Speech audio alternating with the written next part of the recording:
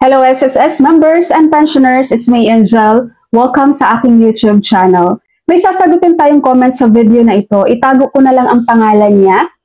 Sabi niya, Madam, yung tatay ko kakamatay lang nitong July 23, 2025. 76 years old na po siya. May makukuha pa po ba kaming death benefits? Kailangan ko po ng answer ASAP. Thank you. Okay, nireplyan ko naman to agad siya guys. Tinanong ko siya, pensyonado ba siya ni SSS? Kaso hindi siya nag-reply, baka hindi niya lang nabasa ang aking reply. Kaya naman sa video na ito, sasagutin natin ang kanyang katanungan. So yung tatay nila ay 76 years old, kaso hindi niya sinabi kung pensyonado ba itong tatay niya or hindi. So dito, pag-uusapan natin ang dalawang possible cases. Kapag pensyonado siya, kapag hindi siya pensyonado.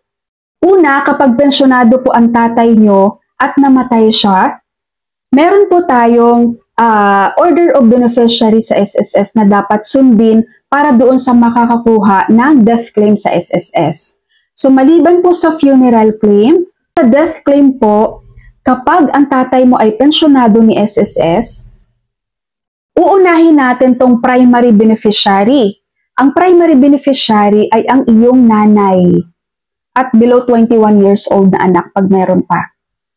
Okay? Kapag buhay po, si nanay nyo, siya ang primary beneficiary, siya po ang sasalo ng pensyon. Magiging survivor pensioner po siya ni tatay nyo. Makakatanggap siya ng monthly pension, yun po ang death claim na makukuha nyo sa SSS. Ngayon, pagsasabihin nyo, wala na rin po nanay namin, patay na. So magpuproceed po tayo sa susunod na beneficiary. Ang susunod po ay ang secondary beneficiary. Magulang ng tatay nyo. Kaso I'm sure wala na rin to, no? So let's say walang primary, wala na rin secondary. So dito na po tayo sa designated beneficiary. Pwede po dito, kung sino man po yung nakasulat sa tatay nyo na designated beneficiary niya sa SSS, yun po ang makakapag-claim ng death claim. Pero, kung pensyonado na po siya, papasok po dito ang 5-year guaranteed period. Kapag si tatay nyo ay nakapag-pensyon na siya with SSS for 5 years or more, wala na pong death claim na makukuha ang kanyang designated beneficiary sa SSS.